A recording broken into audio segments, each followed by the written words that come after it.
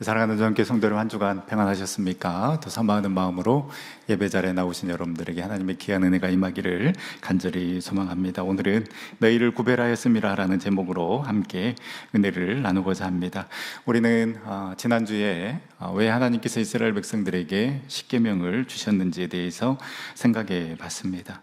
하나님께서 이스라엘 백성들을 출애굽시킨 것은 단순히 바로의 억압과 핍박에서 해방시키기 위함이 아닙니다. 더 큰 목적과 계획이 있으셨는데요, 바로 이스라엘 백성들을 하나님의 소유로 삼아서 제사장 나라가 되게 하고 거룩한 백성으로 세우시는 것이 하나님의 계획이셨습니다. 한마디로 하나님께서 이스라엘 백성들을 선택하신 것입니다. 하나님이 직접 이스라엘 백성들을 상대하면서 하나님의 뜻이 어디에 있는지, 또 하나님의 원하시는 계획이 무엇인지를 이스라엘 백성들을 통해서 나타내 보이겠다라는 것입니다. 그럼 이스라엘 백성들이 잘나서 또 무언가를 했기 때문에 특별한 능력이 있어서 하나님께서 이들을 선택하셨는가? 아닙니다. 신명기 7장 6절에서 7절 말씀에 보면 하나님께서 이스라엘 백성들을 선택하신 이유를 말씀하시는데요, 너는 여호와 내 하나님의 성민이라. 내 하나님 여호와께서 지상 만민 중에 너를 자기 기업의 백성으로 택하셨나니 여호와께서 너희를 기뻐하시고 너희를 택하심은 너희가 다른 민족보다 수요가 많기 때문이 아니니라. 너희는 오히려 모든 민족 중에 가장 적으니라. 사실 외적인 조건으로 보면 이스라엘 민족을 선택할 이유가 없습니다. 다른 민족보다 숫자도 적고, 더더욱 우리가 지난주에 묵상했듯이 이들은 출애굽 이후에 계속해서 자기 마음에 맞지 않으면 그 놀라운 은혜를 경험했음에도 불구하고 하나님을 원망하고 불평하는 자들이었습니다. 그런데 왜 선택하셨습니까? 8절 말씀에 여호와께서 다만 너희를 사랑하심으로 말미암아, 또는 너희의 조상들에게 하신 맹세를 지키려 하심으로 말미암아 자기의 권능의 손으로 너희를 인도하여 내시되 너희를 그 종되었던 집에서 애굽 왕 바로의 손에서 속량하셨나니. 분명하게 하나님 말씀하십니다. 너희를 선택하신 이유는 첫 번째는 이스라엘을 향한 무조건적인 사랑 때문이었고, 둘째는 이스라엘의 조상들 곧 아브라함과 이삭과 야곱과 맺은 언약을 변치 않고 지키시려는 그 하나님의 신실하심 때문이었습니다. 그러니 더더욱 이들은 그 은혜 받은 자로서, 선택받은 자로서 하나님 안에 거해야 했고 하나님의 명령을 지키면서 살아가야 했습니다. 그래서 하나님이 제시한 것이 십계명이었고 율법이었습니다. 은혜 받았기 때문에, 선택받았기 때문에 하나님 말씀대로 살아가는 것이지 말씀을 지켰기 때문에 우리를 선택하신 것이 아닙니다. 따라서 십계명은 강요도 억압도 족쇄도 아닌 차가운 돌판에 새겨진 하나님의 뜨거운 사랑의 선언이요, 진정한 자유함을 누리기 위해 우리에게 주신 선물이요, 특별히 선택된 백성으로 살아가야 할 그 방향을 제시해 준 안내서라고 말씀을 드렸습니다. 오늘은 저희가 레위기로 넘어와서 레위기 20장 말씀을 읽었는데요, 이 레위기의 중심 주제, 큰 주제는 두 가지입니다. 거룩한 백성으로 어떻게 하나님께 나아갈 것인가, 그리고 그 선택받은 백성으로 어떻게 거룩한 삶을 살아갈 것인가에 대한 답을 주고 있는 책이 바로 레위기서라고 할 수 있습니다. 그래서 레위기 1장에서 17장까지는 거룩한 백성으로 어떻게 하나님 앞에 나아갈 수 있을까에 대해서 설명을 하고 있는데, 바로 그 핵심이 5가지 제사입니다. 번제, 소제, 하목제, 속건제, 속죄제를 통해서 제사함과 이 하나님과의 화목이 어떻게 이루어지는지를 설명하고 있습니다. 나도 거룩하니 너희도 거룩하라. 그러나 여러분, 죄인인 우리가 어찌 거룩할 수 있겠습니까? 어떻게 그 죄인된 모습으로 하나님 앞에 나아갈 수 있겠습니까?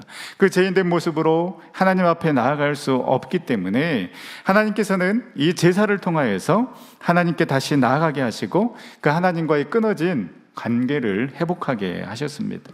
그리고 레위기 18장에서 27장까지는 그 선택받은 백성으로서 어떻게 거룩하게 살 것인가에 대해서 설명을 하고 있습니다. 이 실생활에서의 그 성결법을 통해서 삶 전반에서 거룩함을 실천할 수 있는 그 방법에 대해서 이야기를 하고 있는데요. 여기에는 정결법, 또 이방 풍속 금지 명령, 각종 범죄자에 대한 처벌 규정 등을 이야기하고 있습니다. 이러한 법을 주심으로 인해서 그 하나님과의 관계를 회복하고 유지할 수 있도록 하셨고, 세상 가운데 구별된 백성으로 살아가게 하셨습니다. 이렇듯 하나님께서는 이스라엘 백성들을 나의 소유 삼고 제사장 나라 삼고 거룩한 백성으로 삼으신 목적은 이들을 통해서 그 하나님의 성품과 하나님의 뜻을 온 세상에 드러내기 위함이었습니다. 그럼 어떻게 이 이스라엘 백성들이 하나님의 성품과 하나님의 뜻을 드러낼 수 있겠습니까? 그 답은 거룩한 삶을 살아가는 것인데, 오늘 말씀을 통해서 그 거룩한 삶을 살아가는 삶은 어떤 삶인지, 도대체 거룩한 삶이라는 게 어떤 삶을 살아가는 것이 거룩한 삶인지를 생각해 보며 은혜를 나누고자 합니다. 흔히 우리가 생각하는 거룩은 무엇입니까? 금식하고 속세를 떠나 수도원에서 생활해야만 그 삶이 거룩한 삶이 아니라, 진정한 거룩은 우리를 부르신 그 삶의 자리에서 하나님의 뜻을 찾고 그 뜻대로 살아가고자 힘쓰는 자가 거룩한 삶을 살아가는 자라고 할 수 있습니다. 오늘 본문은 무엇이 거룩이고 어떤 삶을 살아가는 것이 거룩한 삶인지 우리에게 알려주고 있는데요. 첫 번째, 거룩한 삶이란 하나님 말씀에 기준을 두고 그 말씀대로 살아가는 삶이 거룩한 삶입니다. 우리 22절 말씀 다 같이 한번 읽어보도록 하겠습니다. 너희는 나의 모든 규례와 법도를 지켜 행하라. 그리하여야 내가 너희를 인도하여 거주하게 하는 땅이 너희를 토하지 아니하리라. 아멘. 너희는 나의 모든 규례와 법도를 지켜 행하라. 거룩한 삶을 우리가 살아가기 위해서는 하나님의 말씀이 기준이 되어야 합니다. 왜 하나님께서 나의 모든 규례와 법도를 지켜 행하라고 하셨을까요? 이들을 유혹하는 것들이 너무 많아서 하나님의 말씀을 삶의 기준으로 삼지 않으면 흔들릴 수밖에 없었기 때문입니다. 실제 이스라엘 백성들은 이 하나님의 말씀에 삶의 기준을 두지 않았을 때 그들은 다 타락했고, 특별히 우상을 숭배했습니다. 이들이 봤을 때에 그 눈에 보이지 않는 하나님의 말씀에 순종하는 것보다 당장 눈에 보이는 그 신을 섬기는 것이 더 잘 사는 것 같고 더 풍요로운 것 같아 보였습니다. 실제 이들이 가나안 땅에 들어갔을 때에 가나안 족속들은 이스라엘 백성들보다 훨씬 더 잘 살고 있었고 훨씬 더 풍요로운 문명을 누리고 있었습니다. 훨씬 더 강한 무기를 가지고 있었습니다. 그래서 이들은 흔들릴 수밖에 없었던 것입니다. 22절 말씀에도 모든 규례와 법도를 지켜 행하야 내가 너희를 인도하여 거주하게 하는 땅이 너희를 토하지 아니하리라 말씀하셨는데요. 여러분, 이 말의 진짜 의미는 무엇일까요? 땅이 축복을 결정하는 것이 아니라 그 땅의 주인이신 하나님이 축복을 결정한다라는 말입니다. 하나님이 마음만 먹으면 땅이 너희를 토해내는 것 일도 아니라는 것입니다. 그러니 그 가나안 사람들, 가나안 백성들이 섬기는 그 풍요의 신 바알 신을 섬기지 말고 다산의 신인 아세라 신을 섬길 것이 아니라 하나님의 말씀을 기준으로 삼고 하나님의 말씀을 지켜 행할 때에 유혹에 흔들리지 아니하고 하나님이 원하시는 거룩한 삶을 살아갈 수가 있는 것입니다. 여러분, 우리가 왜 흔들립니까? 우리의 마음과 시선이 하나님의 말씀이 아닌 자꾸만 다른 곳으로 향하기 때문에 우리는 흔들리는 것입니다.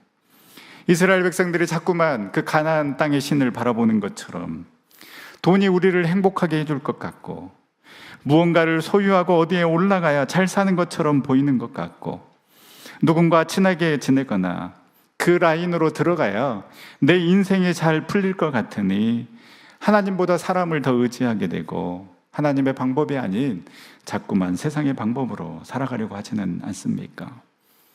사랑하는 전성교 성도 여러분, 우리의 삶의 주인은 오직 우리 주님이신 줄 여러분 믿으시기를 바랍니다.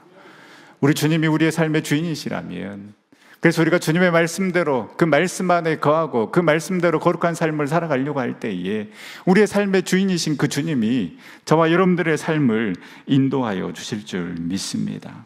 우리가 그 믿음을 가지고 하나님의 말씀을 기준으로 삼아 그 뜻대로 말씀대로 거룩한 삶을 살아갈 때에 하나님께서 그 이스라엘 백성들을 젖과 꿀이 흐르는 그 가나안 땅으로 인도하여 주셨던 것처럼 저와 여러분들 또한 그 젖과 꿀이 흐르는 하나님이 원하시는 길로 저희들을 인도하여 주실 줄 믿습니다.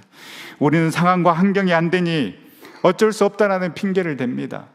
목사님, 세상 가운데 살아가려면, 직장 생활 하려면, 그 직장에서 승진하려면 세상 방법으로 살아갈 수밖에 없습니다. 사람을 의지할 수밖에 없고 상사에게 잘 보여야 됩니다. 타협할 수밖에 없습니다. 우리는 이렇게 이야기하지만은 여러분, 그러나 핑계댈 수 있고 타협하다 보면 그렇게 우리는 쉬운 길, 편한 길만 선택하게 될 것이고, 그러다 보면 그리스도인이라는 정체성과 거룩성을 잃어버리고 무늬만 그리스도인, 경건의 모습만 있는 그리스도인으로 살아가게 될 것입니다. 그러나 믿음의 사람, 말씀의 사람들은 그 어렵고 힘든 상황 속에서도 그들에게 다가오는 그 많은 유혹과 시험을 이겨내고 말씀의 사람으로, 거룩한 사람으로 하나님 편에 선 자들이었습니다. 우리가 잘 아는 다니엘과 그 세 친구들, 그들은 바벨론 포로로 잡혀간 자들이었습니다.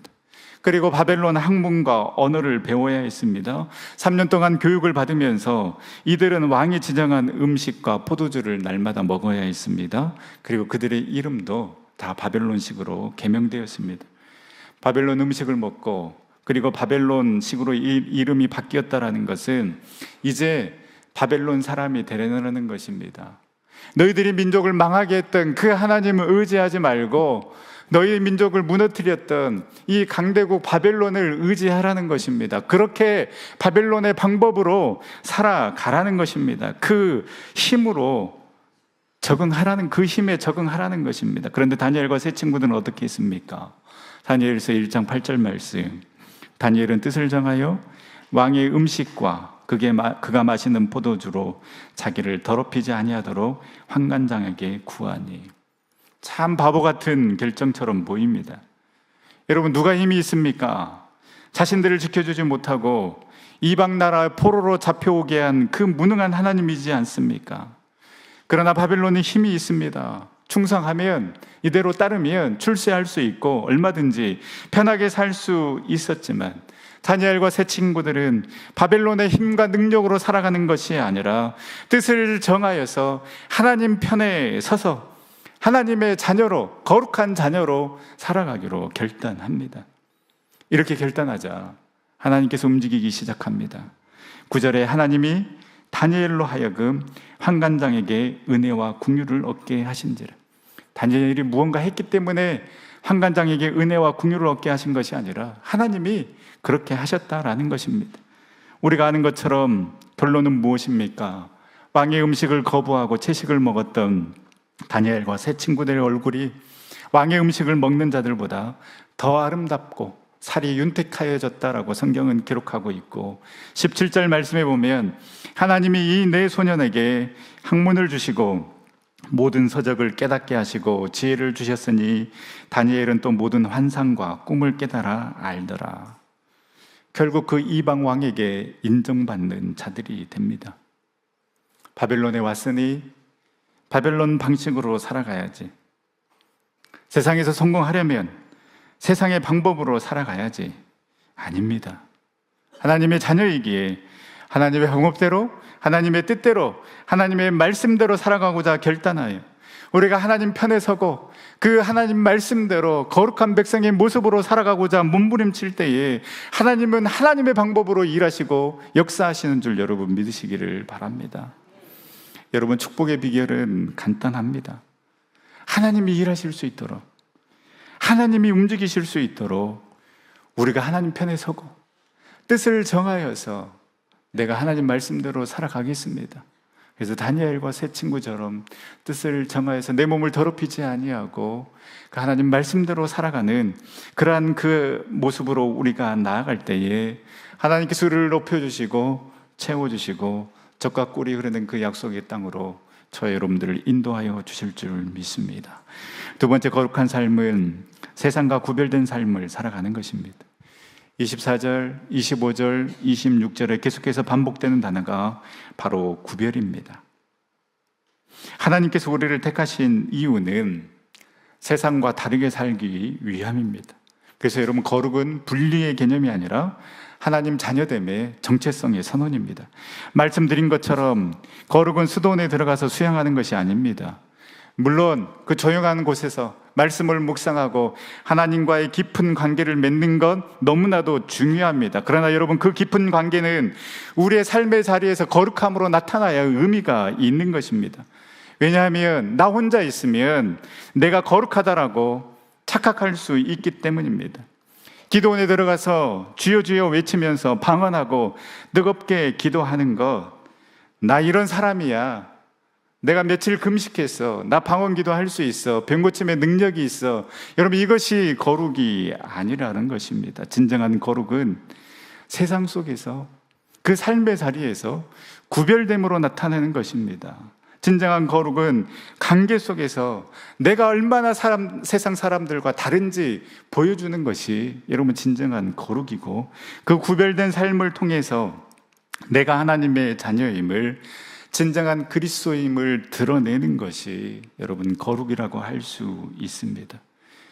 교회 안에만 있으면, 우리끼리만 만나면 우리는 착각할 수 있습니다. 거룩한 줄 알고 믿음 좋은 줄 압니다. 그런데 요즘은 교회에서조차도 참지 못하는 것 같습니다. 교회 안에서도 서로 말을 함부로 합니다. 예배 끝나고 주차장만 내려가 봐도 방금 예배 드리고 온 사람들이 맞을까 싶을 때가 많다고 합니다. 저희 교회가 아니라 다른 교회가 그렇다는 것입니다. 왜 차 안에만 들어가서 운전대만 잡으면 사람이 그렇게 쉽게 변신하는지 모르겠습니다. 여러분, 교회에서도 그 예배 드리고 나서 후에도 그렇게 자기 본성을 드러내면 도대체 세상 속에서는 어떻게 살아간다는 말입니까? 교회에서도 그 순간을 참지 못하면 세상에서는 얼마나 자기의 본성을 드러내놓고 살아간다는 말입니까? 가정에서는 또 어떻습니까? 가정에서 나의 모든 모습을 있는 모습 그대로 알고 있는 남편과 아내에게 여러분은 인정받고 있습니까? 무엇보다 여러분 자녀들에게 여러분은 인정받고 있습니까? 우리 부모님은 정말 세상과 구별되는 삶을 살아가는 부모님이야. 정말 예수를 믿으려면 우리 부모님처럼 믿어야 해. 나도 우리 부모님처럼 예수님 믿을 거야. 여러분 말을 듣고 있습니까? 들을 수 있어야 우리는 진정한 그리스도인이요, 거룩한 삶을 살아가는 자들이라고 할 수 있습니다. 여러분 직장에서나 모임에서나 삶의 자리에서 여러분은 구별된 자의 삶을 살아가고 있습니까? 뭔가 다른 이야기를 하고, 뭔가 다른 행동을 하고, 뭔가 다른 것을 보여주고 있습니까? 아니면 세상과 똑같이 말하고, 똑같이 소비하고, 똑같이 욕망과 욕심을 가지고 살아간다라면 과연 나는 하나님의 사람입니다라고 어찌 말할 수 있겠습니까? 지난 금요일 우리 집사님이 운영하는 사업장을 방문해서 예배드리고 이런저런 이야기를 나눴는데요, 집사님께서 참 솔직한 이야기를 해주셨습니다. 이 사업을 하는데 사람과의 관계가 너무나도 힘들다라는 것입니다. 무엇보다도 나는 잘못이 없고 참고 참으면서 손해보면서 어찌됐든 좋게 가려고 하는데 오히려 상대방이 나를 나쁜 사람이라고, 또 나를 험담할 때는 어떻게 해야 하는지 모르겠다라는 것입니다. 이 구체적으로 경험한 사례도 이야기를 해주셨는데요, 이 한 분이 이제 그 식물입니다. 식물을 사가지고 가셨는데 2주 후에 전화가 와서 다시 반납하겠다라는 것입니다. 제품도 아니고 식물입니다. 왜 그러느냐, 인터넷에 보니까 그게 더 싸다라는 것입니다. 그래서 집사님께서 크기가 다를 수 있고 상태가 다 다르기 때문에 인터넷으로 봐서는 모른다, 그러면 구입해서 비교해 봤느냐라고 이렇게 집사님께서 다시 물었더니 구입은 안 했는데 아무튼 인터넷보다 더 싸니까 무조건 환불해 달라는 것입니다. 그러면서 저에게 목사님 이럴 때는 어떻게 해야 합니까? 저에게 물어보는데 제가 집사님 절대 환불해 주셔는 안 됩니다. 그렇게 당하면 안 된다고, 버릇든다고 제가 이렇게 이야기를 했는데 집사님은 환불을 해 주셨답니다. 그럼 저한테 물어보시지 마시지. 저만 나쁜 놈 되지 않습니까?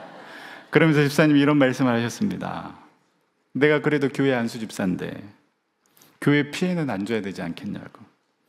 무엇보다도 하나님 이름 욕먹게는 안 해야 하지 않겠느냐. 저는 사업하면서 하나님 욕먹게 할까봐, 하나님 이름 욕되게 할까봐 그게 제일 걱정이라고. 그래서 조금 손해보더라도 고객들 마음 상하지 않게 하려고 한다라는 그 말씀을 듣고 집사님이야말로 진정 구별된 삶을 살아가기 위해 몸부림치고 계시는구나 라는 생각이 들었습니다. 제가 작년 12월에 이제 둘째도 고등학생이 되고 집 앞에 정말 가까운 학교가 있는데 굳이 집과 떨어진 학교를 간다고 해서 다행스럽게 원하는 학교에 배정을 받았는데 이래저래 이제 또 차를 따로 사용할 일들이 많이 있을 것 같아서 그 아내가 사용할 차를 아내 몰래 중고로 구입을 했습니다. 나름 깜짝 선물로 준비를 했는데 미쳤냐고 욕만 엄청 얻어먹었습니다. 지금은 좋다고 잘 타고 다닙니다. 그런데 한 3일 정도 타보니까 뭔가 이상한 소리가 나서 그 이제 중고차 딜러분에게 전화를 해서 정비소에서 점검을 받아보니 미션을 갈아야 한다고 했습니다. 남자분들은 아실 겁니다. 미션이 얼마나 돈이 많이 들어가는지. 중고차 딜러들이 든 보험이 있는데 그 보험으로는 안 되고 이게 이제 다 사비로 비용을 부담해야 하는데 이 딜러분도 고민을 하는 것 같았습니다. 요즘 경기 너무나도 어렵지 않습니까? 그러니까 어렵게 한 대 팔았는데 이 또 비용이 더 들어가게 생겼으니 당연히 고민이 되겠죠. 약간의 침묵이 흐른 다음에 제가 대표님에게 이렇게 이야기를 했습니다. 대표님, 반반씩 부담하시죠. 대표님도 힘들 텐데 제가 반절은 부담하겠습니다 라고 이렇게 이야기를 했더니 입가에 약간 미소가 번지면서 그 대표님이 이렇게 이야기를 합니다. 제가 15년 동안 자동차 딜러 생활을 했는데 저처럼 이야기해 준 분은 처음이었다고 합니다. 제 자랑하는 것이 아니라 저는 그 말을 듣고 그냥 기뻤습니다. 내 돈 들어가는 건 속상하지만 그러나 이렇게 해서라도 한 사람의 마음을 움직일 수 있다라면 예수 믿는 사람은 다르구나라는 말을 들을 수 있다라면 그 값어치는 충분히 한 것이라고 생각이 들었습니다. 전도 대상자인데요, 마음이 조금씩 열리는 것 같습니다. 여러분 돈 100만 원 투자해서 제 비용을 이야기를 해보면 제 아내는 모르는데 한 영혼 살릴 수 있다라면 여러분 성공한 투자 아닙니까? 무엇보다도 당신은 다르군요. 당신이야말로 진정한 그리스도입니다라는 말을 들을 수 있다라면 여러분 우리의 삶은 하나님 보시기에 아름다운 삶, 거룩한 삶, 구별된 삶을 살아가고 있다고 할 수 있습니다. 사도행전 11장에 보면 시리아 안디옥 교회가 나오는데 바나바와 바울이 목회한 교회였는데요, 이 교회는 1년 만에 처음으로 그리스도인이라고 일컬음을 받는 교회와 성도들이었습니다. 내가 그리스도인입니다 드러내서 그들이 그리스도인이라고 일컬음을 받은 것이 아니라 예수님을 믿지 않는 사람들이 이 안디옥 교회의 성도들을 보니 정말로 당신은 그리스도입니다, 당신은 예수쟁이입니다, 당신 안에 그리스도가 있는 것이 내가 똑똑히 보입니다라고 그렇게 그 안디옥 교회의 교인들을 보며 처음으로 믿지 않는 성도들이 당신이야말로 진정한 그리스도입니다라고 안디옥 교회 성도들이 그리스도인이라고 일컬음을 받게 된 것입니다. 그것도 1년 만에요. 여러분은 몇 년 신앙생활 하셨습니까? 우리의 신앙의 연수를 교회의 직분을 자랑하는 것이 아니라 진정한 그리스도인이라 일컬음을 받는 것, 그래서 교회에서나 가정에서나 세상 속에서 구별된 삶, 거룩한 삶을 살아가는 하나님의 자녀들이 다 될 수 있기를 간절히 소망합니다. 마지막 세 번째 거룩한 삶은 하나님의 성품을 닮아가는 삶이 거룩한 삶이라고 할 수 있습니다. 26절에 너희는 나에게 거룩할지어다 이는 나 여호와가 거룩하고, 이 말씀은 내가 거룩하니 너희도 거룩하라라는 말씀입니다. 하나님이 우리에게 거룩한 삶 살아가라고 요청하신 것은 하나님의 성품 자체가 거룩하시기 때문입니다. 그래서 하나님의 자녀인 우리가 하나님의 성품을 닮아가는 것 너무나도 당연한 것이라고 할 수 있습니다. 제가 제 딸들이 어렸을 때 항상 물어봤던 질문이 있었던 것 같습니다. 우리 딸은 누구 닮아서 이렇게 예쁘냐고 자주 물었던 것 같습니다. 그러면 한 10번 중에 9번 정도는 얼마 닮아서라고 이렇게 이야기를 하는데요, 굉장히 기분이 나쁩니다. 그래서 그래도 10%의 확률이 있기 때문에 귀찮아서 아빠 닮아서 예쁘다라고 그 말을 들을 때까지 물었던 기억이 있습니다. 아버지 입장에서, 부모 입장에서 자녀가 부모를 닮는다라는 것 굉장히 기분 좋은 일입니다. 외모뿐만 아니라 그 부모의 장점, 특기, 그리고 가치관 등을 닮아가려고 하는 것, 따르려고 하는 것 굉장히 의미 있는 일이라고 할 수 있습니다. 그래서 자녀에게 들을 수 있는 최고의 칭찬은 나 나중에 아빠 같은 사람 만날래, 나 나중에 엄마와 같은 여자 만날래 라는 말이지 않겠습니까? 이 말을 자녀들이 한다라면 그 부모의 삶은 자녀에게 참 좋은 모델이 되었다라고 할 수 있을 것입니다. 그럼 여러분, 어떻게 자녀가 부모를 닮을 수 있을까요? 어떻게 하면 우리가 하나님을 닮을 수 있겠습니까? 여러분, 방법은 한 가지밖에 없습니다. 우리가 노력한다고 힘쓴다고 되겠습니까? 우리가 계획을 세워서 그 계획대로 살아간다라고 해서 우리가 하나님을 닮아갈 수 있겠습니까? 다른 것 없습니다. 하나님을 사랑하면 되는 것입니다. 여러분, 사랑하면 닮아갑니다. 사랑하면 그 사람이 하고 싶어, 그 사람이 하는 것 나도 하고 싶어집니다. 사랑하면 같은 곳을 바라보게 되어 있습니다. 그래서 생텍쥐페리도 사랑은 서로 바라보는 것이 아니라 같은 방향을 바라보는 것이다 라고 이야기한 것처럼, 우리가 예수님을 사랑함으로 그분을 바라보는 것을 넘어서 예수님과 같은 방향으로 걸어가는 삶을 살아가는 우리 전생 모든 성도님들이 다 될 수 있기를 간절히 소망합니다. 말씀을 마치겠습니다. 사랑하는 여러분, 거룩은 단지 종교적인 형식이나 윤리적인 도덕이 아닙니다. 거룩은 하나님의 백성으로 삶 전체를 하나님께 드리는 결단이라고 할 수 있습니다. 그렇게 하나님의 말씀을 기준으로 삼고 세상과 구별되어 살아갈 때에 우리는 하나님을 닮아가게 되고 거룩한 삶을 살아가게 될 것입니다. 이 시대는 진짜 거룩한 삶을, 거룩한 사람을 찾고 있습니다. 성도들 안에서도 진짜 모범이 되는 성도들을 찾고 있습니다. 세상 사람들도 우리에게 외치고 있습니다. 진정한 그리스도인의 모습을 좀 보여달라고. 그럼 내가 너희들 따라갈 수 있을 텐데, 내가 너희들이 믿는 그 예수를 믿을 텐데. 그러나 여러분, 우리는 그 세상 속에서, 그 삶의 자리에서 어떤 모습을 보여주고 있습니까? 오히려 세상 사람들이 제발 너희들 거룩했으면 좋겠다라고, 제발 너희들 그리스도인답게 살아갔으면 좋겠다라고 그렇게 우리에게 외치고 있지 않습니까? 오히려 우리가 우리의 모습을 통하여서 그 안디옥 교회 교인들이 그랬던 것처럼 그리스도인이라고 일컬음을 받아야 될 텐데, 오히려 세상 사람들로부터 너희들 왜 그렇게 살아가냐고, 너희들 정말 그리스도인 맞냐고 우리가 이런 말을 듣고 있습니다. 진짜 거룩한 사람을 찾고 있고 진짜 그리스도인을 찾고 있는 이때에 저와 여러분은 말로만 신앙을 말하는 사람이 아니라 하나님의 말씀을 붙잡고 행하는 삶, 삶으로 그리스도를 드러내는 삶, 하나님을 사랑함으로 하나님을 닮아가고 예수 그리스도를 온 마음 다해 사랑함으로 그 예수 그리스도를 닮아가는, 그래서 진짜 거룩한 사람, 진짜 그리스도인으로 살아가는 우리 전생 모든 성도님들이 다 될 수 있기를 간절히 소망합니다. 우리 하나님께 찬양하며 기도의 자리로 나아갈 때에 주님, 우리가 예수님 닮기를 원합니다. 그 예수님만을 사랑하는 자가 되게 하여 주시고 진정한 그리스도인이 되어서 거룩한 삶, 우리의 삶의 자리에서 살아가고 주님이 원하시고 기뻐하는 삶 살아가는 우리 모두가 되게 하여 주시옵소서. 그렇게 결단하며 함께 찬양하며 기도 자리로 나아가도록 하겠습니다.